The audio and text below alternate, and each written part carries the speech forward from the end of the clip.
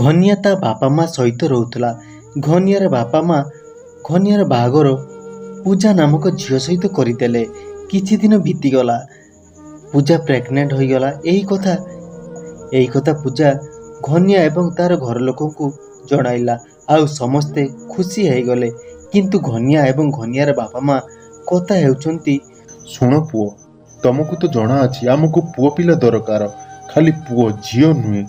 ଯଦି ପୂଜାର ଝିଅ ହେଲା କ'ଣ ହେବ?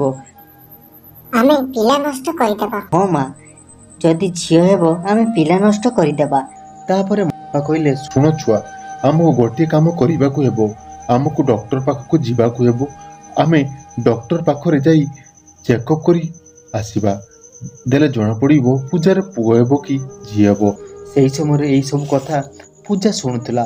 ଆଉ ପୂଜା କହିଲା, ଆପଣମାନଙ୍କୁ ଏମିତି କରିବାର ଉଚିତ ନୁହେଁ। ପୁଅ ହେଉ କିମ୍ବା ଝିଅ, ସେଥିରେ ଅସୁବିଧା କ'ଣ? ଆପଣ କେବେ ବି ମୋର ପିଲା ଚେକଅପ୍ କରିପାରିବେ ନାହିଁ, ସେ ଯାହା ହେଉ ନା କାହିଁକି। ତାପରେ ସୋନିଆ କହିଲା, ଶୁଣ, ମୋ କଥା ଧ୍ୟାନ ଦେଇ ଶୁଣ। ମୋର ପୁଅ ଦରକାର, ଝିଅ ଦରକାର ନାହିଁ। ଆମକୁ ଶୀଘ୍ର ଚେକଅପ୍ କରିବାକୁ ହେବ। ଏହା କହି ସେମାନେ ପୂଜାକୁ ଜୋରଜବରଦସ୍ତି ଚେକଅପ୍ କରିବା ପାଇଁ ନେଇଗଲେ। ତାପରେ ଡକ୍ଟର ଝଟକା ଚେକଅପ୍ କଲେ ଆଉ କହିଲେ ଯେ ପୂଜା ପେଟରେ ଝିଅ ଅଛି। ତାପରେ ଡାକ୍ତର ସେଠାରୁ ଚାଲିଗଲେ।